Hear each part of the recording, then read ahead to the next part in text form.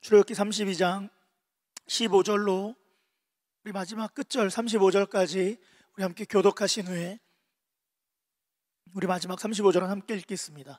여러분이 갖고 있는 순서지 안쪽 면에 오늘 본문 말씀이 길어서 좀 작은 글씨로 해놨는데 여러분 공유된 주보를 같이 참조하시면서 우리 함께 성경 말씀 읽겠습니다. 15절입니다. 모세가 돌이켜 산에서 내려오는데 두 증거판이 그의 손에 있고 그 판의 양면 이쪽 저쪽에 글자가 있으니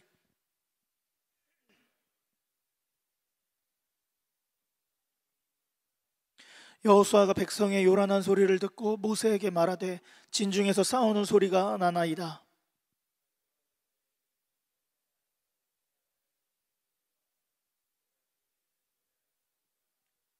진에 가까이 이르러 그 송아지와 그 춤추는 자들의 것들을 보고 크게 노하여 손에서 그 판들을 산 아래로 던져 깨뜨리니라.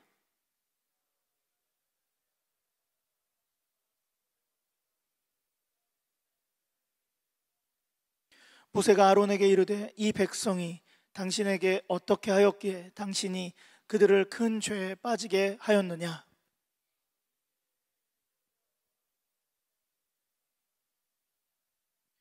그들이 내게 말하기를 우리를 위하여 우리를 인도할 신을 만들라. 이 모세 곧 우리를 애굽 땅에서 인도하여 낸 사람은 어찌 되었는지 알 수 없노라 하기에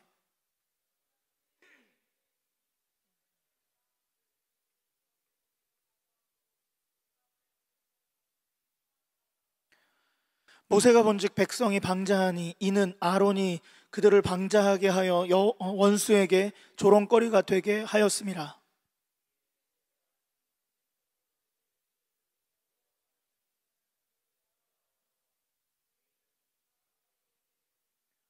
모세가 그들에게 이르되 이스라엘의 하나님 여호와께서 이렇게 말씀하시기를 너희는 각각 허리에 칼을 차고 진 이문에서 저문까지 왕래하며 각 사람이 그 형제를 각 사람이 자기의 친구를 각 사람이 자기의 이웃을 죽이라 하셨느니라.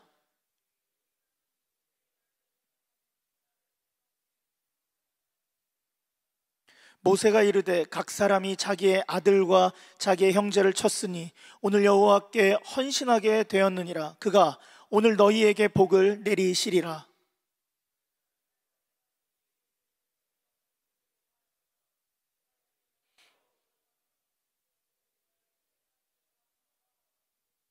모세가 여호와께 다시 나아가 여짜오되 슬프도소이다.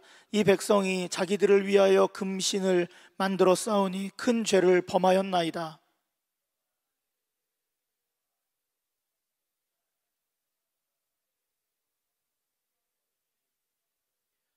여호와께서 모세에게 이르시되 누구든지 내게 범죄하면 내가 내 책에서 그를 지워 버리리라.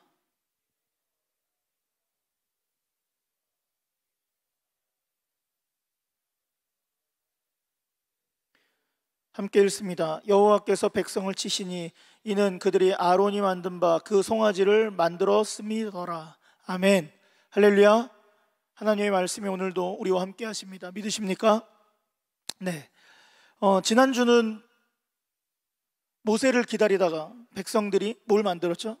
금송아지를 만들어서 보이지 않는 하나님을 보이는 하나님이라고 생각하고 예배했었습니다.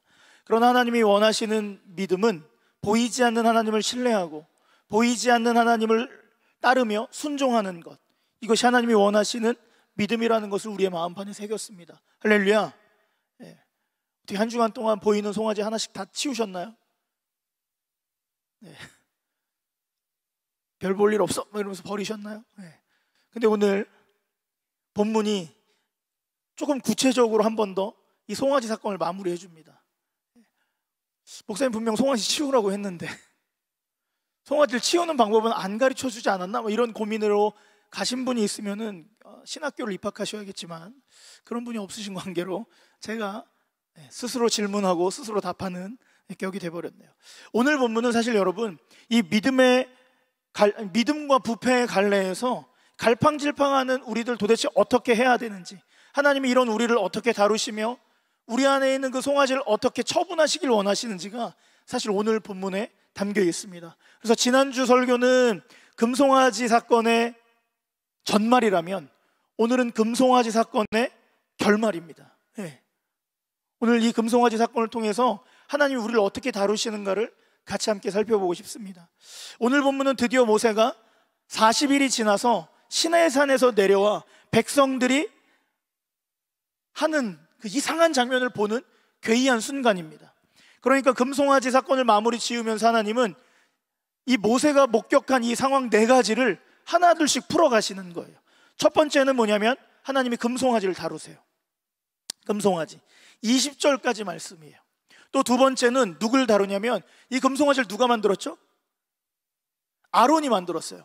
백성이 만든 게 아니라 백성이 시켜서 아론이 만들었습니다. 아론을 다루세요. 우리 안에 아론과 같은 습성들이 있어요. 아론을 다루십니다. 24절까지 말씀이죠.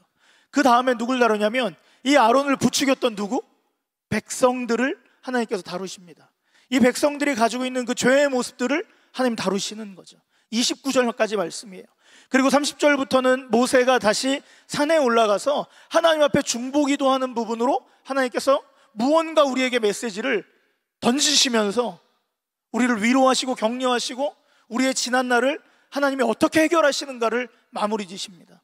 이 4가지 내용을 여러분 살펴보면 지난주에 살펴보지 못했던 금송아지 사건의 그 깊이 있는 메시지를 우리가 보게 될 거예요. 그리고 그것을 우리의 삶 가운데 어떻게 처분하시길 원하시는지를 구체적으로 알 수 있어요. 뿐만 아니라 놀랍게도 하나님이 여러분 매 순간 우리가 선한 일, 하나님의 뜻만을 이루면서 사십니까? 아니잖아요. 제가 여러분의 상황이 뭐 그렇게 길게 동안 가본 적은 없어요. 저도 청년을 살아봤을 거 아니에요? 그죠? 전도사가 되기 이전까지는 저도 청년이었잖아요. 근데 여러분 저도 마찬가지였어요. 신학생이었지만 그럼에도 불구하고 청년이라는 그 틀 안에 사니까 저도 어떻게 하면 오늘 예배를 합리적으로 빠질 수 있는지 그 고민을 할 수 있어요. 그럼 매 순간 그렇게 하나님의 뜻에 거리가 멀게 살고자 하는 우리의 이 습성들, 우리의 이런 삶의 태도를 하나님이 도대체 어떻게 다루시는가가 오늘 본문 말씀에 드러나고 있다는 거죠. 첫 번째입니다.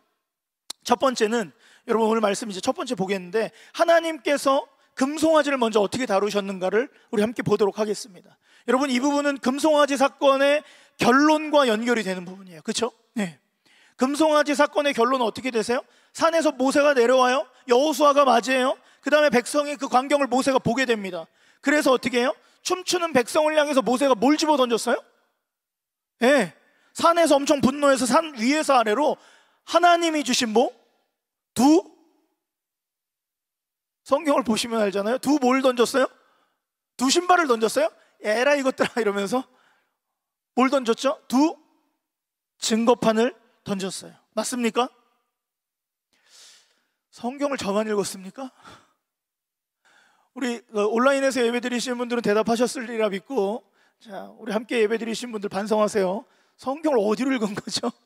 네, 증거판이에요. 이건 뭐겠어요? 십계명 돌판이잖아요. 근데 여러분 생각해 보세요. 던져서 지금 뭐까지 났어요? 박살까지 났어요.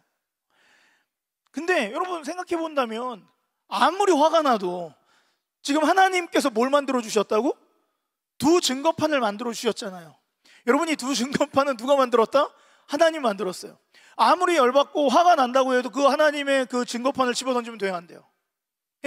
안 되죠. 그런데 자기가 화가 난다고 집어 던져서 지금 깨트려요. 예를 들어서 이런 상황이에요. 여러분 어떤 한 형제가 성경책이 믿겨지지 않는다고 성경책을 버리고 교회에 다니는데 우리 불교의 유명한 경전 금강경, 화엄경 이런 걸 갖고 온 거예요. 그러면서 교회 안에서 하나님 믿는다는 사람이 역시 부처님 말씀이 최고군. 그러면서 예배는 또 하나님께 드려. 이런 짓을 하는 거예요. 그러니까 석하가 화가 나서 우리 회장이 회장 직권으로 성질러 성경책 찢어가지고 걔한테 던진 거야. 너 화엄 어디 주님 전에 부처 이런 핸즈업 뭐 이런 막 너무 화가 난 거죠. 지금 이런 상황이랑 비슷한 거예요, 여러분. 충분히 일어날 수는 있지만 감히 하나님의 말씀을 찢어서 던지면 돼요, 안 돼요? 안 되죠. 그런데 지금 모세의 상황은 굉장히 격해요. 한 성격하는 지도자처럼 보여. 앞으로 니네 똑바로 하면 쓸어버릴 거야, 약간 이런 느낌이에요. 장난 아닙니다. 그렇기 때문에 여러분 하나님 앞에서는 어떤 명분이라도 우리가 지나친 화를 내면 돼요, 안 돼요? 돼요, 안 돼요? 안 돼요. 그죠? 안 됩니다. 할렐루야. 여기 아멘 하면 안 돼요 라고 오늘 그렇게 설교를 진행해 버리면 여러분, 오늘 사실 우리는 본문 말씀을 거꾸로 보고 거꾸로가 아니죠, 엉뚱하게 보고 있는 거예요. 오늘 그 얘기를 하려는 게 아니에요. 모세처럼 화내지 말아라. 그럼 만약에 여러분, 이 목사는 지금 여기서 목사하면 안 되죠. 예. 이선주 원사님 저랑 같이 목회 못해요. 이선주 원사님이랑 저랑은 뭐가 많아요? 화가 많잖아요. 평범하게 대화를 하더라도 그걸 어떻게 그렇게 해? 막 이러면서 막 애들이 놀라잖아요. 그러고 나서 애들이 뒤에서 얘기하잖아요. 목사님 화를 너무 많이 내시는 것 같아. 이전 선생님 짜증 장난 아니야 요즘에. 근데 우린 그냥 대화한 거거든요. 예. 사실 오늘 본문은 화내지 말라 이 얘기가 아니에요, 여러분. 주여. 사실 여러분, 이 지금 모세의 분노의 이 전후 맥락을 자세히 살펴보면 우리가 잘 알 수 있어요. 지금 모세의 인간적인 분노가 드러나는 것처럼 보이지만 그게 아니라는 거예요. 모세의 인간적인 분노가 아니에요. 즉 모세의 지금 이 분노는 모세의 분노를 통해서 지금 하나님께서 두 가지를 말씀하시려고 하는 거예요. 네, 보세요. 첫째는 여러분, 인간적인 모세의 분노가 이건 아니라는 게 하나님의 거룩하신 분노를 좀 드러내는 표현 방식이 모세를 쓰셨다라는 거예요. 하나님 입장에서 여러분 화 나겠어요? 안 나겠어요? 안 나요. 근데 여러분 지난주에 기억하겠지만 하나님이 모세의 중보에 대해 첫 번째 중보 기도를 듣고 하나님이 백성을 쓸어버리실 것을 뭐 하세요? 아무 말 안 하고 철회해버리세요. 그냥 변명도 안 하세요. 내가 너 때문에 이런 얘기도 안 하시고 그냥 바로 싹 입을 닦으시고 더 이상 백성에 대한 언급을 하지 않으세요. 그런데 결국 그 분노는 누굴 통해서 드러난 거예요? 사실 모세를 통해서 드러난 거죠. 모세가 하나님의 분노의 필터링 역할을 해준 거예요. 왜 그렇게 판단할 수 있냐면 지금 모세가 하나님이 만들어주신 두 증거판을 집어 던져 깨트렸는데 여러분, 하나님은 그것에 대해서 너 왜 그랬어? 라고 피드백해요, 안 해요? 여러분, 사실 화나며 누군가 화내요. 그럼 우리는 분명 물어보잖아요. 왜 그렇게 화를 냈는지. 시간이 지나서라도 뒤에서 물어볼 거예요. 그때는 왜 그러셨어요, 목사님? 그럼 전 얘기하죠. 난 화낸 게 아니라 대화한 건데. 뭐라도 얘기를 해야 되는데 1절 오늘 이 본문 금송아지 사건이 끝나는 시점에 어떤 얘기도 너 왜 던졌어를 물어보시지 않는다라는 거예요. 여러분, 분명 하나님 뒤끝이 있으세요, 없으세요? 하나님은 분명 잘못된 걸 뒤끝으로 남기는 게 아니라 그냥 앞에서 해결하시는 분이세요. 보면 그걸 언제 알 수 있냐면 여러분, 민수기 20장에 출애굽기에서 일어난 한 사건이 다시 한번 등장해요. 그게 뭐냐면 무리바에서 물이 없어서 모세에게 그리고 하나님에게 불평불만하는 백성들의 이야기가 등장해요. 이때 모세가 지팡이로 어떻게 하냐면 반석을 향해 이 지팡이로 이제 백성을 향해서 얘기하는 거죠. 이 반역자들아, 내가 너희를 위해 마실 물을 내야만 하겠냐 하면서 화를 내면서 어떻게 해요? 반석을 빵 쳐가지고 지팡이로 반석을 딱딱 두 번 치니까 거기서 물이 흘러나와요. 출애굽기 17장의 얘기랑 민수기 20장 얘기 평행본문이에요. 근데 이 민수기 20장에서는 이때 하나님께서 모세와 아론을 따로 부르세요. 출애굽기 17장에서 그냥 넘어가요, 이야기가. 근데 20장에 가니까 그 얘기 안에 이면에 디테일한 얘기가 또 숨어 있더라고요. 뭐라고 하냐? 하나님이 야 모세 너 일로 와봐, 아론 너 일로 와봐. 야 니네 뭐야? 백성들 앞에서 내 거룩함을 온전히 드러냈어야 하는 니네는 지도자인데, 내 대변인인데 어디 나를 신뢰하지 않고 그런 태도를 보여? 너희 이 일로 가나안 땅에 못 들어가. 모세는 실제로 들어가요, 못 들어가요? 못 들어갑니다, 여러분. 근데 누가 봐도 무리바에서 반석 때려 나오게 한 사건보다 오늘 두 돌판 던진 사건이 더 크면 크죠, 여러분. 그죠? 이거는 가나안 땅에 못 들어갈 수준이 아니라 그 자리에서 즉사 느낌 나지 않습니까? 예. 네. 당장에 건이가 요즘에 건이란다. 다미가 반항기가 심해져서 지 마음에 들지 않는 음식이 올라오면 바로 뒤집어 버려요. 우와, 그럼 진짜 여러분 내 새끼인데 주먹이 젖어요. 이 새끼가 진짜 눈에 제가 막 화가 올라와요. 건이는 안 그래도 담인 그래요.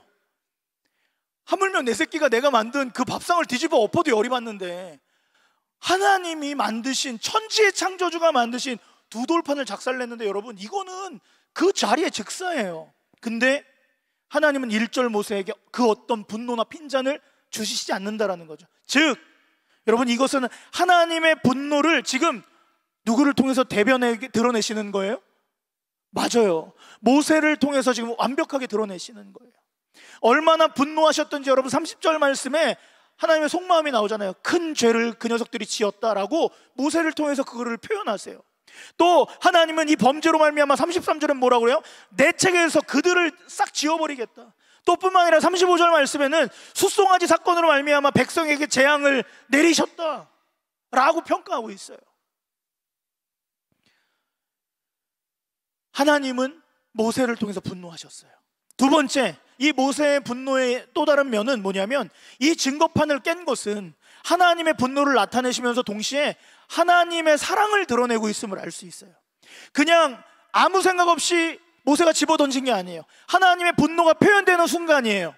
근데 거기에 뭐까지 표현되냐면 분노만 들어간 것이 아니라 하나님의 사랑이 표현된 돌판 던지기였다는 거죠. 여러분, 이 돌판에 뭐가 기록되어 있었을까요? 10계명이 기록되어 있어요. 그죠? 근데 그 계명 중에 제2계명엔 이런 계명이 있습니다. 출애굽기 20장에 보면 우상을 섬기면 3, 4대까지 내가 그 죄를 묻겠다. 뭐라고 하시는 거예요? 우상 숭배하면 내가 니네 바로 즉각 심판 들어가는데 후대에도 심판할 거야. 그러니까 하나님께서는 간접적으로 이 돌판을 깨트리게 하심으로써 뭐를 없애버리신 거예요? 제2계명을 범한 자를 심판하게 하겠다. 그 근거를 아예 삭제해버리신 거예요. 그래서 간접적으로 하나님께서는 이스라엘 백성에게 그럼에도 불구하고 내가 너희를 사랑한다라는 걸 표현하시는 거죠. 여러분, 하나님은 우리를 너무나도 사랑하셔서요 항상 자기 모순을 만들어 가세요. 자기 모순을 만들어 가세요. 오늘 여러분 말씀을 들으면서 계속 하나님의 모순이 드러날 거예요. 근데 왜 자꾸 그 모순을 만들어내세요? 저와 여러분을 사랑하니까. 저와 여러분을 너무나도 완벽하게 사랑하시니까. 할렐루야. 죽이시지 않고 벌하시지 않고 우리를 품어 안으시기 위해서 하나님은 스스로 아파하시는 길을 선택하신다라는 거죠. 그럼 이 모세는 이어서 어떤 일을 만들어 갑니까? 여러분 20절 말씀을 한번 읽어보겠습니다. 20절 시작.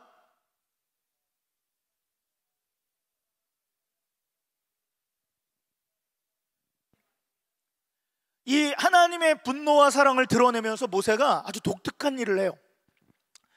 뭘 깨트려요? 첫째는 두 증거판을 깨트립니다. 그죠? 두 번째는 뭘 했어요? 금송아지를 불살라 부숴서 가루로 빤 다음에 물에 뿌려 백성들에게 마시게 했어요. 여러분, 이게 너무 놀랍지 않습니까?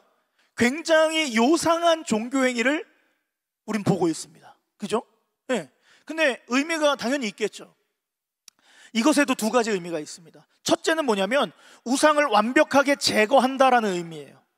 기억도 나지 않게 제거해버리는 거예요. 불에 태우고 가루를 빠버리고 물에다 담가버려서 아예 사라뜨리는 것을 뭘로? 마시는 걸로 끝내버렸어요. 그럼 더 이상 우상은 존재해요? 안 존재해요? 존재하지 않는다라는 거죠.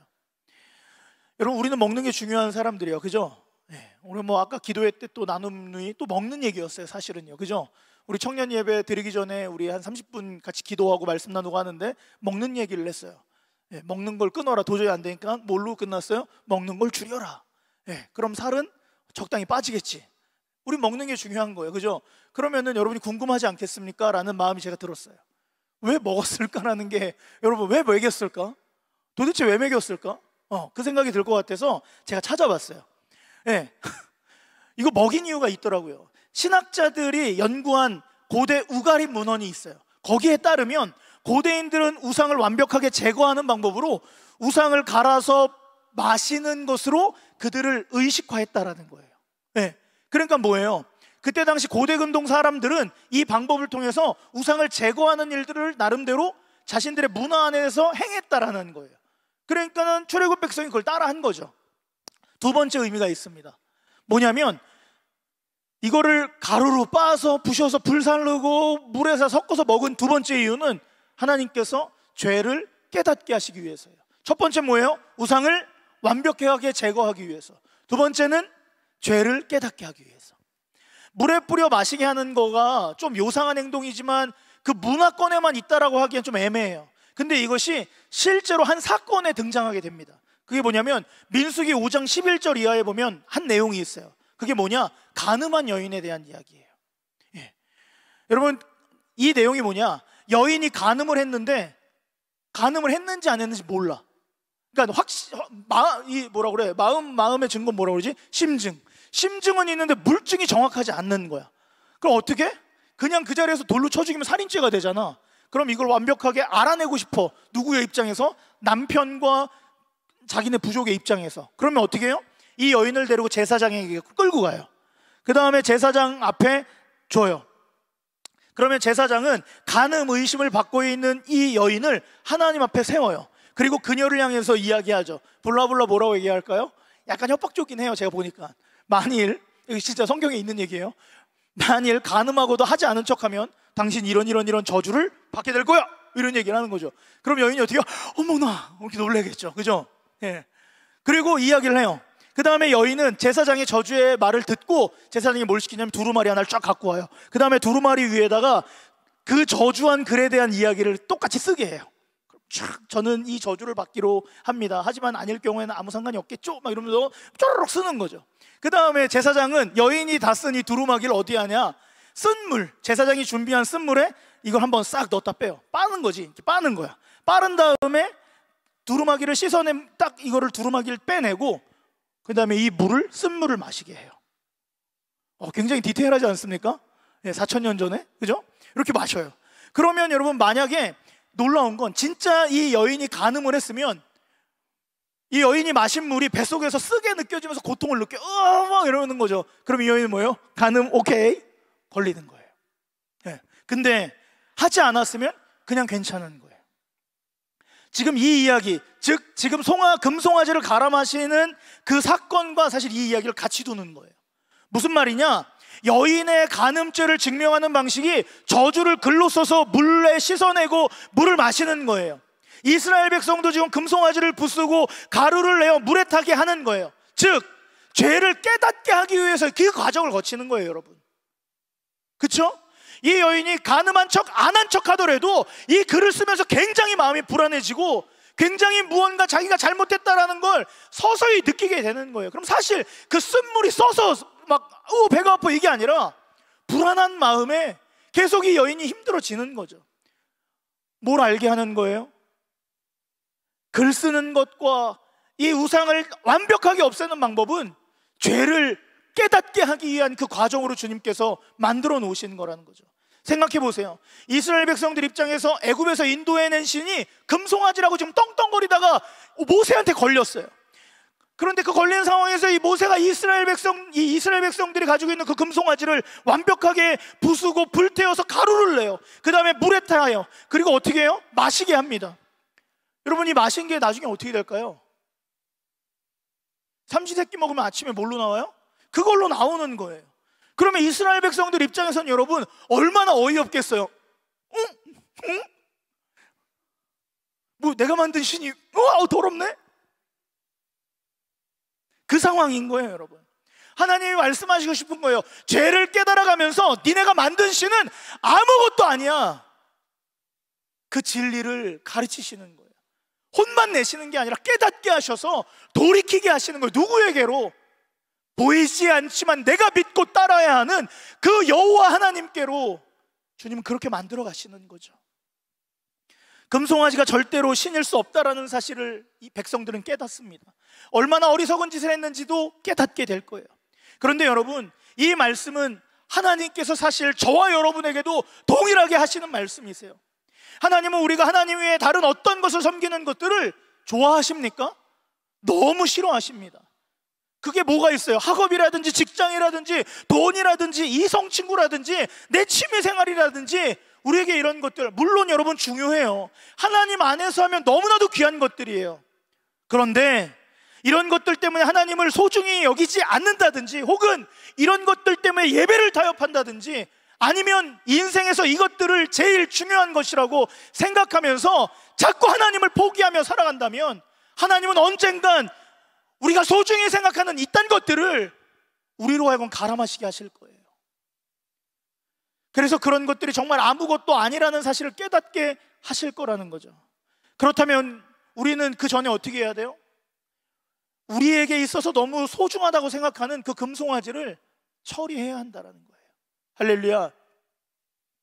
믿으십니까? 제가 다른 교회 예배를 모니터링을 굉장히 많이 해요. 저는 이 감독이니까요. 네, 여러분 청년 교회만 제가 하는 게 아니잖아요. 저에게는 산상교회에서 여러 가지 잡이 있습니다. 사찰 목사 여기저기 이렇게 정돈하고, 네, 월요일날 전 사실 월요일날 교회에 있는 게 왜 이렇게 좋지?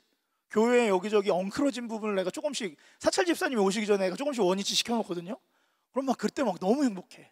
두 번째 직업은 뭐예요? 청년부 목사죠. 세 번째는 뭐예요?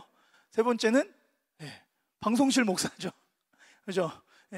요즘 진전사님이 카메라를 잘 잡으세요. 그래서 제가 뒤에서 팔짱 끼고 조금 더 옆에서 그렇지 거기요 거기 이런 거 편집 좀 애매하게 될 때 전사님 그것보다 이렇게 하는 게 어떨까요? 이러면 진전사님 스타일대로 하세요. 그러다 보니까 여러분 우리 교회의 어떤 이 방송도 좀 이렇게 스타일을 맞춰야 되잖아요. 그래서 다른 교회들 보는데 다른 교회에서 나오는 얘기 다 비슷해요. 방역당국에서 얘기하는 거 우리 성도님들의 안전을 위해서 분명 따랐어요. 그리고 성도님들에게 집에서 예배 드리십시오라고 했는데 이 성도님들이 교회에 공식적으로 안 오게끔 목사님들이 얘기했잖아. 그러니까 어떻게 해요? 목사님이 교회 오지 말랐으니까 예배는 차에서도 드려도 되지 하면서 여행 다니면서 예배를 드리시더라고요. 교회에 오지 말라고 했더니 여행을 다니시더라고요. 조심히 집에서 예배 드리라고 했더니 여행지 가서 예배를 드리시더라고요. 여러분 뭐예요? 예배의 타협점을 마련해 놓은 거예요. 어쩌면 하나님보다 더 좋아하는 것들을 이 시간 코로나19 이 상황 가운데서 그런 것들을 자꾸 만들어내는 거예요. 그런데 여러분 제가 장담하는 게 아니라 오늘 말씀이 얘기하고 있어요. 언젠간 어느 순간에 하나님이 그걸 다 갈아 마셔서 우리로 하여금 깨닫게 하신다라는 거예요. 그러려면 차라리 여러분 그렇게 가느니 지금부터 정돈하고 하나님께 집중하는 게 옳다라는 거죠. 할렐루야. 그렇게 되는 우리 청년 공동체 되기를 주님의 이름으로 축원합니다. 우리가 두 번째로 묵상해 봐야 되는 게 있어요. 하나님이 두 번째로 다루시는 하나가 있습니다. 금송아지를 다루셨어요. 이제 누구를 다루시냐면 아론을 다루십니다. 아론을 하나님이 어떻게 다루셨냐가 21절 말씀부터 이제 등장을 해요. 근데 21절 말씀을 보면 모세가 아론에게 어떻게 하였냐라고 질문을 하잖아요. 왜 이런 일을 만들어냈느냐 했더니 아론이 뭐라고 대답해요? 24절에 보니까 내가 불에 던졌더니 이 송아지가 빤하고 나왔대요. 여러분 무슨 불이 요술지팡입니까? 여러분 참이에요 거짓이에요? 참이에요? 거짓이죠 여러분. 거짓입니다. 사실 백성들이 두려워서 아론이 그렇게 해놨잖아요. 그리고 모세에게 지금 둘러대고 있는 상황이 포착이 됩니다. 근데 본문은 이 둘 대화 속에서 사실 우리에게 말하고 싶은 한 가지가 있어요. 그게 뭐냐면 지금 모세와 아론을 대조하고 있습니다. 보세요. 모세와 아론을 대조하면서 누가 진정으로 하나님을 섬기는 지도자인가 리더인가 그리스도인인가를 드러내고 싶어 하는 거예요. 잘 생각해 보세요. 한마디로 말하면 지금 아론은 어떤 신을 대변하고 있어요? 불에 던졌더니 기적적으로 나온 그 신, 금송아지를 대변하고 있어요. 여러분 생각해 보세요. 얼마나 근사해요. 말로만 보면은 불에다가 금덩어리 샥 던졌는데 뿅 하고 나왔어요. 출발 두둥 팍 하고 나온 거죠. 여러분 좀 조시는 것 같아서 특히 저기 유치부에 관련된 분들 몇몇 분이 눈을 좀 감으시려고 그래서 유치부 거 한번 써봤습니다. 그런 상황이에요. 근데 얼마나 근사해요. 그냥 빡 하고 나온 거죠. 너무 신기하죠. 믿을만 하지 않겠습니까? 불에다 넣었는데 자동으로 신이 빵 하고 나왔어요. 마치 램프의 요정 지니처럼. 근데 모세는 지금 어떤 신을 대변하고 있어요? 눈에 보이지도 않아요. 게다가 지금 모세의 말투상에는 하나님의 이야기가 다 들어가 있다면 굉장히 질투하는 신을 대변하고 있어요. 여러분 같으면 어떤 신 섬기겠어요? 기왕이면 멋있는 눈에 나오고 자동으로 튀어나오는 신 섬기고 싶지 않겠습니까? 그런데 여러분 생각해 보세요. 아니 우리의 믿음을 들어 얘기해 보세요. 여기서 진짜 신은 누굽니까? 누구예요? 불에서 스스로 나온 신이 아니라 질투하고 있는 그 신, 눈에 보이지 않는 그 신, 그 하나님이 진짜 신이라는 거예요. 그리고 아론은 지금 스스로 목숨을 구걸하고 있어요. 반면 모세는 어떻게 해요? 목숨을 구걸하지 않고 자신의 목숨을 걸고 하나님 앞에서 중보하고 있습니다. 할렐루야. 지금 하나님은 이 둘을 대조하고 있어요. 그래서 뭘 말씀하고 싶어 하세요? 누가 진짜 하나님을 섬기는 사람인가를 말씀하시는 거죠. 여러분 생각해 보세요. 지금은 사실 우리가 이제 조금씩 마을 모임을 여러분 적극적으로 하고 있어서 난 너무 고마워요. 온라인에 예배드리시는 우리 더하는 청년교회, 우리 현준 지파, 우리 승혁 지파, 그리고 희찬 지파, 그리고 민우 지파 너무 고맙습니다. 여러분 얼굴 내밀기 부끄러워도 지금 어쨌든 여러분이 그거 뭐냐, 그거 줌, 예, 그리고 뭐 카카오 그걸로만 여러분이 지금 너무 마치 회의하듯이 마을 모임을 진행하고 있어서 너무 사랑하고 축복합니다. 근데 여러분 사실 우리가 요 상황이 오기 전까지 보면은 우리 마을 모임하면서 여러 가지 이야기를 들었어요, 사실은요. 그죠? 예. 한 주간에 어떤 형제의 삶도 들고 또 한 주간에 어떤 자매의 교제의 방법을 막 듣기도 하고, 그죠? 예, 그 자매가 결혼하셔서 그 자매가 결혼하신 게 아니죠. 그 전사님이 결혼하셔서 뭐 그런 얘기도 사실 들으면서 우리가 결혼은 이렇게 하는 거구나, 그런 믿음의 도전도 들었어요. 근데 여러분 그런 얘기 들으면서 이런 얘기도 들었어요. 위대한 간증을 듣기도 해요. 마을 모임마다 위대한 간증이 꼭 하나씩 튀어나와요. 저는 하루에 3시간밖에 기도하지 못해서 이제는 5시간씩 기도를 늘려야겠어요. 막 이런 엄청난 믿음의 도전을 하는 사람들이 있어요. 물론 여러분 이것들 너무나도 중요한 일을 만들어가는 그 형제와 자매의 삶이에요. 그러나 진정한 그리스도인은 인격적인 하나님을 드러내는 사람에 더 가깝다는 거예요. 내가 하나님을 위해서 뭘 했냐가 아니라 하나님을 그냥 그 자체로 드러내는 사람. 무슨 말이에요? 이번 주에 나는 또 이렇게 연약한 삶을 살았어. 나도 이렇게 죄짓고 말았어. 이 실수로 말미암아 또 믿음의 실패를 겪어서 나는 하나님 믿는 사람 같지가 않은 것 같아. 근데 놀라운 건 하나님 나 포기하지 않더라고. 하나님 나 또 받아주시더라고. 여러분 이렇게 인격적인 하나님의 일하심을 나누는 사람이 여러분 진짜 리더에 가까운 거예요. 진짜 그리스도인에 가깝다는 사실을 여러분 아십니까? 여러분 우리가 생각하는 그리스도인은 마치 아론이 불에서 이렇게 틱하게 나오건 위대한 신을 드러내는 사람들인 것처럼 착각합니다. 그래서 세상은 그런 신을 보여주면 나도 예수 믿을게라고 이야기하죠. 하지만 사실은 그렇지 않아요. 우리가 그리스도인으로 살아가는 것은 세상 사람들 앞에서 솔직하고 정직하게 살며 하나님 그분 자체만을 드러내는 것, 이게 세상 사람들이 원하는 방식이에요. 세상이 우리에게 원하는 것은 여러분 완벽일까요? 아닙니다. 여러분 우리에게 완벽한 거 원하지 않아요. 왜냐하면 그들도 완벽하지 않거든요. 우리에게 바라는 건 딱 한 가지예요. 세상이 교회와 그리스도인에게 바라는 건 여러분 정직함이에요. 나도 연약하다, 나도 부족하다 라고 솔직하게 말하면서 그러면서도 하나님을 의지하는 모습을 보여주는 것, 이것이 세상이 원하는 방식이에요. 그리고 연약한 지체들을 정지하는 것이 아니라 그들을 위해서 모세와 같이 목숨 걸고 중보하는 사람이 그리스도인이요 리더인 거죠. 할렐루야. 저는 우리 더하는 청년 공동체가 이렇게 하나님을 섬기고 드러내는 그리스도인이 되기를 주님의 이름으로 축복합니다. 여러분 코로나로 인하여서 만나지 못하고 비대면 상황에 있지만 우린 준비할 수 있어요. 우리가 어느 순간 여러분 이게 계속돼서 우리가 계속 온라인으로만 예배 드리겠습니까? 아니요. 하나님 분명 끝내놓으실 거예요. 하나님이 끝내놓으실 거예요. 저는 믿어요. 그러면 그 다 끝난 이후에 다시 청년들이 하나둘씩 모여들기 시작할 때 여러분 그 위대한 하나님을 자랑하는 저와 여러분 되기를 주님의 이름으로 축복합니다.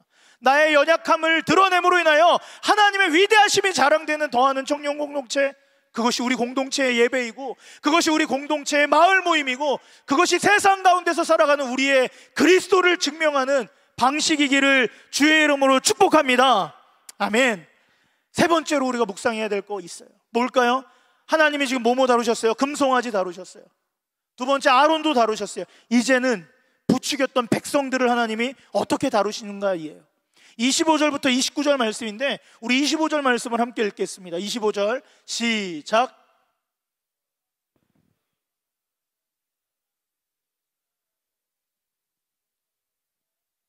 아멘. 여기서 아주 독특한 단어 하나가 나와요. 이런 단어가 쓸 수 있나라는 단어가 하나 있어요. 뭐예요? 모세가 본즉 그 백성이 뭐 하네요? 방자니까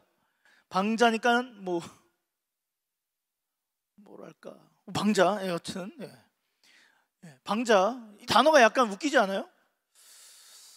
저만 웃긴가요? 요즘 제가 4세와 2세 아들과 대화하는 시간이 길어지다 보니까 이런 단어에 웃겨요. 왜 애기들은 방귀 소리만 들어도 굉장히 키득키득거렸거든요. 방자. 한번 생각해 봐야 돼요. 이 단어는 히브리어로 따라해 봅시다. 파라. 한 번 더 파라. 예. 우리가 잘 아는 잠언 29장 18절 말씀에 사용되는 단어예요. 묵시가 없으면 백성이 뭐 한대요? 방자히 행하거니와 율법을 지키는 자는 뭐야 있대요? 복이 있는 사람인 거죠. 하나님의 말씀이 없으면 백성이 뭐 한다는 거예요? 방자하게 행동한다는 거예요. 근데 여러분 이렇게 봐서는 그 방자함의 태도가 뭔지 정확하게 몰라요. 근데 본문에서 모세는 이 방자함을 뭐라고 표현하냐면 이 방자함으로 인하여서 원수에게 조롱을 당한다라는 것이에요. 즉 방자에 행동하면 원수가 우리를 조롱한다는 거죠. 원수가 누구예요? 우리의 원수 누구죠? 나보다 맛있는 거를 많이 먹는 그 친구인가요? 아니죠. 예. 우리의 원수는 사단마귀입니다. 할렐루야. 우리의 원수는 사단마귀예요. 우리가 마귀에게 조롱당하는 행동이 뭐라는 거예요? 방자함이라는 거예요. 그럼 조금 더 구체적으로 이 방자함이 뭔지 한번 봅시다. 성경이 말하는 방자함이라는 거는 NIV 성경에 보니까 오늘 이 25절 말씀을 뭐라고 번역하고 있냐면 Get out of control이래요. Get out of control 이렇게 번역을 해놨어요. 즉 제어가 되지 않는 상태. 뭐가 되지 않는 상태?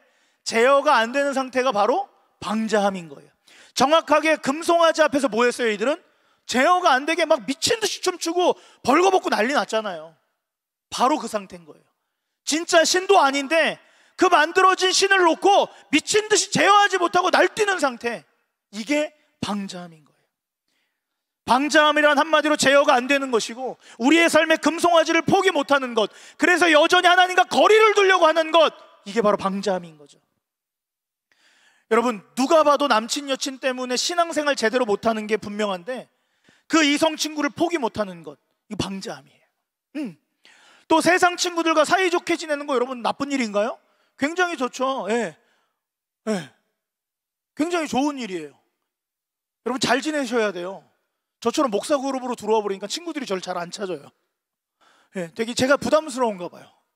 예. 난 그런 사람 아닌데 같이 놀아줄 수 있는데. 예. 그리고 지금 잘 사귀어 놓으셔야 돼요. 그리스도인이라고 어깨 목 빳빳이 힘주고 그따구로 살면 너네 지옥 가 자식들아 이래버리면은 여러분 안 돼요.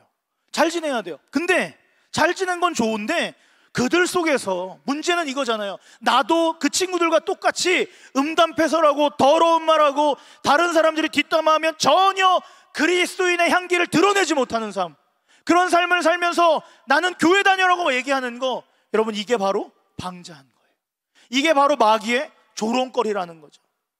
여러분 우리는 신앙생활하면서 제어하지 않는 것, 그리고 자신이 죄 속에 빠지고 있는데 그것을 꺼내버리지 못하는 것, 이게 바로 뭐라고요? 방자함이에요. 오늘 우리는 이 방자함이 내 안에 있는지 점검해봐야 합니다. 우리 속에 방자함이 어디에 숨어져 있는지 우린 찾아내야 합니다. 이런 방자함을 보고 모세는 이제 어떻게 해요? 진에 서서 26절 말씀 보세요.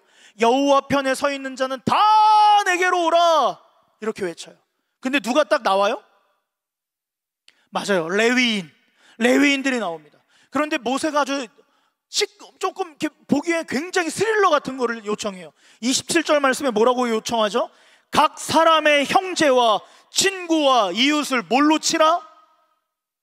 손으로? 뭘로 치래요? 칼로 치라고 합니다. 뭐 하라는 거예요? 죽여라. 그 결과 어떻게 됐어요? 28절 말씀에 보니까 3,000명이나 죽었습니다. 그리고 그 후에 모세가 무엇이라고 말하는지 29절 말씀 크게 한번 읽어볼게요. 29절 시작. 모세가 이르되 각 사람이 자기의 아들과 자기의 형제를 쳤으니 오늘 여호와께 헌신하게 되었느니라. 그가 오늘 너희에게 복을 내리시리라. 아멘 하기가 굉장히 어려운 구절이에요. 사람 죽여놓고 지금 여호와께서 복 받는, 여호와로부터 복이 주어질 거래요. 무서운 말이죠. 이해할 수 없어요. 근데 그 말이 지금 모세의 입에서 선포됐어요. 3,000명이 죽은 이후에 형제와 친구 이웃을 다 칼로 쳐 죽였습니다. 그런데 지금 그것을 심지어 뭐라고 얘기해요? 그것을 주님께 헌신이라고 이야기합니다. 그것을 복받을 일이라고 말하는 거죠. 여러분 이 말을 어떻게 이해하세요? 이를테면 이런 거예요. 너 지금부터 예수 믿었지? 오늘 분명 세례 받았어. 이제부터 완전 예수님 제자가 되었어. 자, 그럼 이제부터는 어떻게 해야 돼? 예수 안 믿는 친구들이랑 손절해야 돼. 걔들은 아우 아니야. 카톡 차단 아니야. 전화번호부터 바꾸자. 휴대폰 바꿔 이참에. 이번에 갤럭시 접히는 거 나왔다며. 그걸로 바꿔. 폴드 뭐라고? 그거. 이런 거엔 대답 왜 이렇게 잘하니 니네? 그래서 폴드 벌써 2 나오잖아. 장난 아닌데요? 예, 저 그거 봤어요. 좋더라. 예, 약간 햄버거 같이 생기긴 했는데 화질이 좋더라고요. 그러면서 얘기하는 거죠. 친구들이랑 지금부터 믿지 않는 놈들이랑은 연락도 아는 척도 눈빛만 봐도 피해야 돼. 걔들 별로야. 주님이 그거 기뻐하시지 않아. 여러분 이게 헌신입니까? 이게 복받을 태도입니까? 이건 누가 제일 좋아하는 행동이에요? 신천지. 그 외에 여러 이단들. 걔들 다 그렇게 하잖아요. 근데 그 행동을 보고 우리가 와 쟤는 진짜 굉장히 헌신적인데? 라고 얘기하지 않습니다. 네. 스스로 영적인 왕따가 자처하라 라는 말씀이에요. 사실 오늘 이 말씀 어떻게 보면은. 그런데 여러분 이 부분을 잘 해석해야 돼요. 그러면 29절에서 말하는 이 말씀을 잘 해석할 때 하나님은 우리가 영적인 왕따가 아니라 이 일을 통해서 도대체 우리가 뭘 해야 되는지를 얘기하고 싶어 하시는 거예요. 보세요. 29절 말씀에 헌신이 어떤 헌신인지 우리가 잘 알아야 돼요. 근데 여기서 헌신이란 말은 뭘까요? 새 신을 신고 이건가요? 죄송합니다. 졸고 계시는 분들을 깨워드리기 위해서 노력하고 있습니다. 시편 말씀에 보면 우리가 잘 아는 찬양의 한 구절이 나옵니다. 시편 110편 3절 같이 한번 읽어볼까요? 시작. 주의 권능의 날에 주의 백성이 거룩한 옷을 입고 즐거이 뭐한다? 헌신하니 새벽 이슬 같은 누가? 주의 청년들이 주께 나오는도다. 우리 너무나도 잘 알고 우리 청년교회에서 자주 부르는 찬양이에요. 그죠? 새벽 이슬가 그죠? 시간이 없으니까 부를 수는 없어요. 그런데 여러분 여기서 헌신이 나와요. 근데 이 헌신이 본문에서 말하는 같은 헌신일까요? 여기 누가 봐도 하나님께 나오는 헌신인 것 같아요. 근데 여기 뭐예요? 사람 죽여놓고 헌신이래잖아요. 아니겠죠. 우리가 일반적으로 아는 이 헌신, 새벽 이슬 같은 주의 청년들이 나오는 그 헌신은 따라해 봅시다. 네다바라는 히브리어 단어입니다. 근데 오늘 이 단어의 우리 본문에 등장한 29절의 헌신은 따라해 볼까요? 말레라는 단어예요. 근데 이 말레라는 단어가 헌신으로 번역되었지만 사실상 원뜻은 채우다, 충만하다, 완성되다 이런 뜻이에요. 그럼 말레는 보통 언제 사용되느냐? 하나님의 영광이 충만할 때, 하나님의 영광이 위엄찬란하여 우리의 삶을 에워싸고 감쌀 때 말레라는 단어를 쓴다라는 거죠. 그러면 오늘 본문에서 쓰는 이 헌신 말레는 도대체 무슨 의미인가? 우리가 아는 결단과 충성이 아니라 사실 여호와의 영광을 충만하게 드러내는 거예요. 그렇다면 사람 죽여놓고 헌신이 아니에요. 지금 무언가 이 행동이 뭐랑 연결된 거예요? 여호와의 영광을 드러내는 행동과 연결되었다라는 게 우리가 첫 번째로 생각하고 기억해야 될 거예요. 그러면 본문 출애굽기 32장에서 여호와의 영광을 충만히 헌신적으로 드러내는 것이 구체적으로 무엇인가? 학살입니까? 3,000명을 죽이면은 여호와의 영광이 드러납니까? 아니죠. 사실 이 부분을 27절 말씀과 사실 같이 해석해 줄게요. 여러분 잘 들으세요. 오늘 이 본문은 조금 헷갈릴 수 있어요. 하지만 이 헌신은 명확하게 우리가 아는 그 헌신이 아니라는 거예요. 27절 말씀에 보면 뭐라고 써있냐면 진 이문에서 저문을 왕래하며라고 말하고 있어요. 왕래하며. 근데 여기서 왕래하는 말 우리는 그냥 왔다 갔다라고 생각하지만 히브리어 말로 따라해 봅시다. 아바르. 한 번 더 아바르. 이 아바르란 단어는 여러분 아바르, 홍해를 가를 때 아바르란 단어가 쓰여요. 아바르. 그러니까 뭐예요? 뒤에서부터 앞으로 쭉 가르는 거. 이게 아바르예요. 왔다 갔다가 아니라 뒤에서부터 앞으로 쭉 가로버리는 거. 이게 뭐라고요? 아바르예요. 그러니까 뒤에서부터 앞으로 나오면서 지금 뭐 한 거예요? 형제, 친구, 이웃을 죽이라는 얘기예요. 그런데 지금 이 행동을 어떻게 했어요? 이들의 행동은 어땠어요? 지금 죽임을 당한 이들의 행동은 어때요? 뭐 때문에 죽임 당한 거예요? 뭘 섬겼어요? 그들이 만든 우상 금송아지를 섬겼어요. 하나님 앞에서 명확하게 뭐예요? 죄입니다. 다시 얘기하자면 지금 뭐예요? 앞에서부터 뒤로 가면서 친구 형제들을 계속 치면서 3,000명을 죽였다라는 건 뭘 구별한 거예요? 명확하게 죄를 구별한 행동을 했다라는 거예요. 사람 죽이는 게 아니에요, 여러분. 의미 없이 사람 죽인 게 아니라 지금 하나님은 그 사건을 통해서 죄를 갈라내고 있다라는 거죠. 즉 여호와의 영광이 충만하게 드러내는 것이 지금 뭐라고요? 헌신 말레입니다. 근데 그 말레 헌신은 철저하게 죄를 쭉 갈라버리는 것, 즉 죄를 구별해버리는 거예요. 이게 바로 헌신이에요. 사랑하는 여러분, 죄를 철저하게 구별하는 삶, 이게 바로 하나님의 영광이 내 삶에 충만하게 가득 채워지는 방식이에요. 하나님은 죄가 있는 곳에 계셔요? 아닙니다. 주는 거룩하십니다. 할렐루야.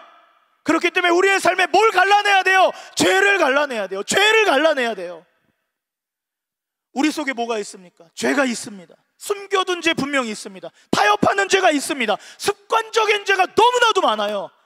하지만 그 모든 죄를 죄가 아니라고 하면 여러분, 이거 하나님 앞에서 더 큰 범죄를 저지르는 거예요. 잘 들으세요. 우리는 죽을 때까지 죄로부터 자유합니까? 절대 끊을 수 없습니다. 죽는 그 순간까지도 어쩌면 우리는 죄와 친구 노릇할 수도 있어요. 그렇기 때문에 완벽한 거룩을 위해서 몸부림 쳐야만 합니다. 믿으십니까? 그러나 문제는 그것이 가능해요? 암만 몸부림 친다고 해서 죄가 내 몸에서 떨어져 나갑니까? 아니잖아요. 불가능해요. 그렇기 때문에 여러분, 우리가 숨겨두었던, 타협했던 혹은 습관적이던 그 죄를 어떻게 다루어야 하냐 했을 때 그것을 죄가 아니라고 부정하는 게 아니라 그 죄들을 여호와 앞에서 가르는 행동을 평생 해야 된다는 거예요. 하나님 앞에서 죄 가르는 행동을 평생 하셔야 한다는 거예요. 그것이 바로 구별된 삶이에요. 하나님이 이것은 분명 저의 죄입니다. 하나님, 이건 저의 분명한 죄예요. 이건 완벽한 죄입니다. 하나님, 이것은 우리 공동체의 죄입니다라고 하나님 앞에 고백하는 거, 주님 이 구별을 원하신다라는 거예요. 이 말레의 헌신을 우리에게 하나님이 요청하신다라는 거예요. 할렐루야. 하나님은 우리의 죄 구별 작업을 오늘 본문에서, 아니 이 본문을 통해서 끊임없이 어떻게? 뒤에서 앞으로 오면서 뭐 하라는 거예요? 죄를 갈라라, 죄를 또 갈라라, 죄를 계속 갈라라라고 이야기하시면서 이런 구별이야말로 내가 너희의 삶 가운데 영광으로 임재하는 방법이란다. 할렐루야. 믿으십니까? 하나님은 우리의 죄를 무조건 심판하시겠다는 게 아니에요. 우리의 죄를 뭐 하시겠다는 거예요? 우리의 죄의 고백을 받으셔서 우리를 용서하시고 그 자리에 하나님의 영광으로 자리하고 싶어 하세요. 믿으십니까? 심판이 목적이 아니라 뭐가 목적이에요? 용서와 구원과 사랑이 하나님의 목적임을 우린 기억해야 합니다. 할렐루야. 할렐루야. 사랑하는 여러분, 하나님의 복음은 여러분이 처절하게 넘어질 때 여러분을 유일하게 살릴 수 있는 유일한 한 가지는 복음밖에 없습니다. 믿으십니까? 이 진리를 믿으십니까? 그러므로 여러분, 이 말씀 기억해야 돼요. 우리의 죄를 철저하게 갈라야 한다는 것을, 우리의 죄를 철저하게 구별해야 한다는 것을, 이것이 하나님의 영광을 드러내는 삶이에요. 할렐루야. 여러분의 죄 구별, 죄를 가르는 몸부림을 통해서 하나님이 기뻐하시는 것을 우리에게 허락하실 거예요. 진리로부터 자유함을 우리에게 허락하실 거예요. 뿐만 아니라 우리의 삶의 영역에 어둡고 습한 영역을 하나님의 빛으로 채워 가신다라는 거예요. 그런 청년교회 되기를 주님의 이름으로 축복합니다. 우리 마지막 한 가지를 더 볼게요. 사실 지난주에 설교를 짧게 끝냈잖아요. 지난주에 설교는 일부러 짧게 끝냈어요. 왜냐? 오늘 쏟아붓기 위해서 에너지를 막 여기다 다 그냥 확 쏟는 거죠. 마지막으로 봐야 될 한 가지가 있습니다. 드디어 누가 남아있어요? 모세가 남아있습니다. 하나님은 이 모세의 중보기도를 어떻게 보시느냐예요. 여러분, 끝으로 30절 35절 말씀, 모세가 두 번째 중보기도를 가지고 올라갑니다. 이튿날 진안이 조용해졌어요. 왜 진안이 조용해졌을까요? 조용해질 수밖에 없죠. 3,000명이 죽었으니까 당연한 일이에요. 그래서 모세는 그 아픈 마음을 가지고 다시 하나님 앞에 올라갑니다. 그런 모세는 하나님께 어떻게 기도해요? 31절 32절 크게 한번 읽어보겠습니다. 시작. 모세가 여호와께로 다시 나아가 여짜오되 슬프도소이다. 이 백성이 자기들을 위하여 금신을 만들어 싸우니 큰 죄를 범하였나이다. 그러나 이제 그들의 죄를 사하시옵소서. 그렇지 아니하시오면 원하건대 주께서 기록하신 책에서 내 이름을 지워 버려 주옵소서. 할렐루야. 모세의 기도의 특징은 여러분 우리가 두 가지로 볼 수 있어요. 첫째는 자기의 뜻이 아니라 지금 누구의 뜻을 먼저 구해요? 하나님의 뜻을 먼저 구하고 있습니다. 한글 성경에는 번역을 잘 안 해놨지만 32절 말씀을 원문으로 보면 히브리어로 임이라는 단어가 하나 더 적혀 있어요. 그게 뭐냐면 if예요. if가 뭐죠? 만약에 무엇 하시면이에요. 이를 넣어서 번역하면 만약에 용서해 주시지 않으면, 만약에 이것이 하나님의 뜻이 아니거든 주의 기록하신 그 책에서 나를 지워 주십시오예요. 지금 누구의 뜻을 먼저 구하는 거예요? 하나님의 뜻을 구하는 거예요. 그러니까 하나님의 뜻을 먼저 구하는 거죠. 또 모세의 기도의 특징 두 번째는 뭐냐면 생명을 걸고 기도했다라는 거예요. 하나님의 뜻이 아니면 나를 어떻게 해달라? 죽여주십시오잖아요. 생명책에서 지워달라는 거잖아요. 목숨 건 기도예요.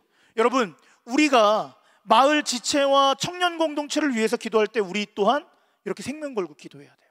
할렐루야. 정말요. 예.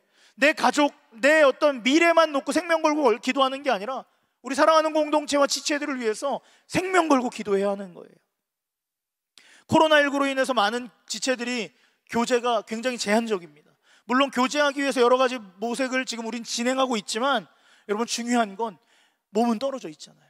그죠? 몸이 자꾸 떨어져 있으니까 체감이 잘 느껴지지 않아요. 그냥 보고 마는 거죠 라고 생각할 수 있는데, 그것을 극복할 수 있는 우리 교회 공동체만의, 기독교만의 놀라운 무기가 있다면 그건 바로 뭐냐면 중보기도 하는 거예요. 서로를 향해서 중보기도 하고 그들을 향하여서 생명 걸고 기도할 때, 우리가 다시 만났을 때 서로 다른 신앙의 모습으로 새롭게 만나는 게 아니라 서로 연합한 신앙, 우리가 그동안 보지 못했다 할지라도 그동안 우리 안에 쌓여 있었던 그 신앙의 성숙으로 더 큰 연합을 이룰 수 있다는 거죠. 믿으십니까? 그렇게 여러분 생명 걸고 공동체를 위해서 기도하기를 주의 이름으로 축복합니다. 할렐루야. 그런데 오늘 모세의 기도를 하면은 이 뭐가 떠오르는 장면 하나 있지 않습니까? 누구의 기도의 모습과 비슷했어요? 지난주에도? 맞아요. 예수 그리스도의 기도의 장면이에요. 어디서? 겟세마네 기도. 그죠? 겟세마네에서 예수님 뭐라고 기도하세요? 내 뜻대로 마옵시고 아버지의 뜻대로 되기를 원합니다. 정확하게 아버지의 뜻을 먼저 구하셨어요. 그리고 어떻게 하셨어요? 모세는 생명을 걸고 기도했지만 예수님은 진짜 생명을 들이심으로 저와 여러분을 살리셨어요. 할렐루야. 그렇게 기도하신 거죠. 그러니까 모세의 기도는 예수님의 중보 기도를 예표하는 거예요. 자, 그러자 하나님께서 대답하세요. 34절까지, 33절 34절 우리 한번 크게 마지막으로 읽도록 하겠습니다. 시작. 여호와께서 모세에게 이르시되 누구든지 내게 범죄하면 내가 내 책에서 그를 지워버리리라. 이제 가서 내가 내게 말한 곳으로 백성을 인도하라. 내 사자가 내 앞에 앞서 가리라. 그러나 내가 보응하는 날에는 그들의 죄를 보응하리라. 할렐루야. 하나님의 대답을 한마디로 얘기하면 지금 뭐 하시겠다는 거예요? 보응하시겠다라는 거예요. 그런데 어떻게 보응하시냐? 보세요. 여러분, 우린 잘 알고 있어요. 죄는 반드시 뭐를 지불해야 돼요? 죄값을 지불해야 돼요. 아닙니까? 죄는 평생 숨기면 되는 거예요? 나 몰라라 하면 되는 거예요? 안 걸리면 그만이지 뭐. 이거예요? 아니에요, 여러분. 죄는 반드시 어떤 모양이라든지 죄값을 지불합니다. 그리고 성경은 죄의 값을 뭐라고 지불했어요? 죄의 삭은 사망, 죽음입니다. 사람의 죄는 그 죄값을 지불하는 방식이 여러 가지죠. 일반적인 사회에서 뭐예요? 사형, 무기징역, 유기징역, 또 뭐 있어요? 뭐 집행유예, 벌금, 사회봉사, 그죠? 네, 여러분 사는 날 동안 이 6가지 중에 하나도 안 걸리길 주님의 이름으로 축복합니다. 큰일 나요. 네. 두부 갖고 가지 않습니다. 네, 저 죽빵 갖고 갈 거예요. 하나님의 말씀으로 때릴 수도 있어요. 이 6가지 중에 하나도 속하시면 안 돼요. 아시겠죠? 네. 근데 하나님께 지은 죄, 거짓말이든 살인죄든 간음이든 상관없이 하나님 앞에서 지은 죄는 어떻게 돼야 돼요? 로마서에서 말하는 것처럼 반드시 죽어야 합니다. 이게 하나님이 정해놓으신 죄값 지불 방식이에요. 그런데 오늘 34절 말씀에 죄에 대해서 어떻게 보응하시냐 보세요. 먼저 내가 말한 곳으로 백성을 인도하라 라고 말씀하세요. 그곳이 어디예요? 약속의 땅 가나안. 그 다음에 두 번째 뭐라고 말씀하시냐면 그 보응 두 번째, 내 사자를 내가 먼저 보내겠다 하시는데, 신학자들은 이 사자를 뭐라고 번역하냐? 라이언, 어흥. 이 사자는 예수 그리스도이십니다. 예수님이에요. 그리고 세 번째, 보응하시겠다라고 말씀하세요.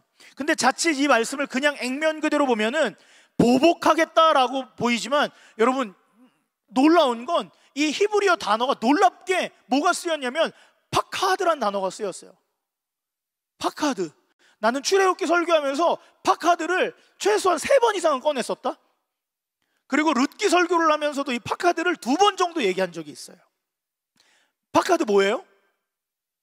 파크우드의 줄임말인가요? 조심해라, 파크우드 나오면 큰일 난다. 파카드 뭐예요? 파카드의 하나님, 찾아오시는 하나님, 신방하시는 하나님. 할렐루야. 신방하다잖아요. 신방하다. 다음 주에 물어봐도 모를 걸 또? 기억하세요 여러분. 이 단어 너무 은혜로운 단어예요. 너무 중요한 단어고요. 파카드, 찾아오시는 거잖아요. 근데 다른 의미로 뭐냐면 계수하다, 돌보다예요. 그런데 이 놀랍게도 이 단어가 언제 항상 사용되냐면, 하나님께서 이스라엘 백성들을 아주 긍휼히 불쌍히 여겨 돌보실 때 이 단어가 꼭 사용된다는 거예요.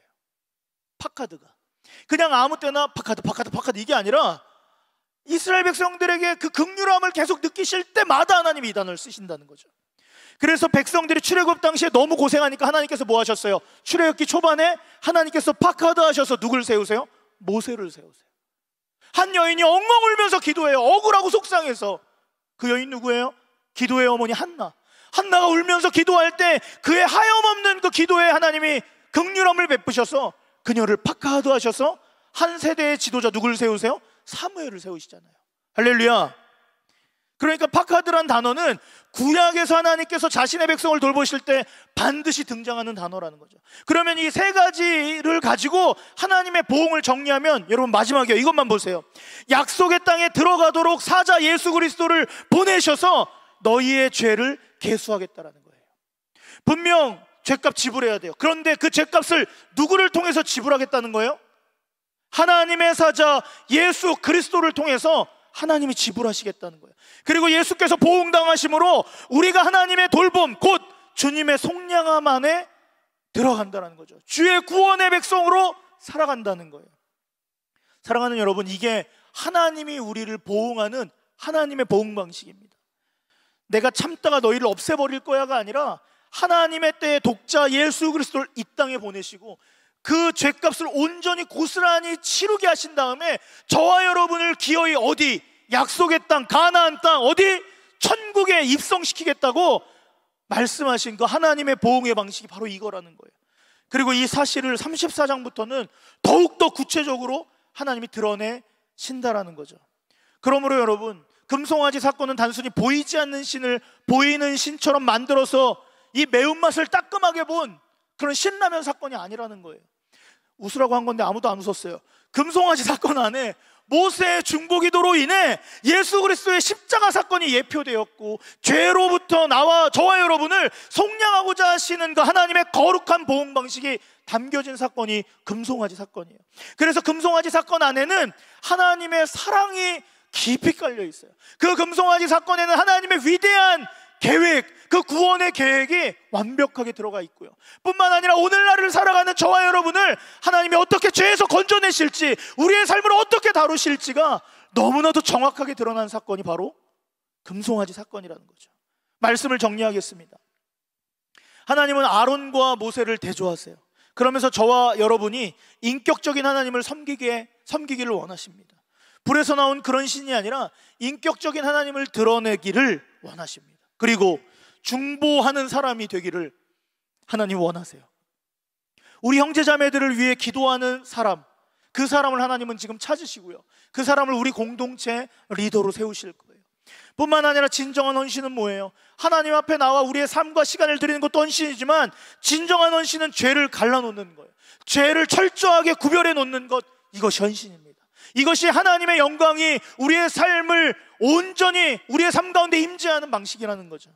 또 우리의 인생을 드리는 것도 헌신일 수 있지만 죄로부터 구별해야 된다는 걸 날마다 끊임없이 행하는 것, 이것이 바로 참된 헌신이란 거죠.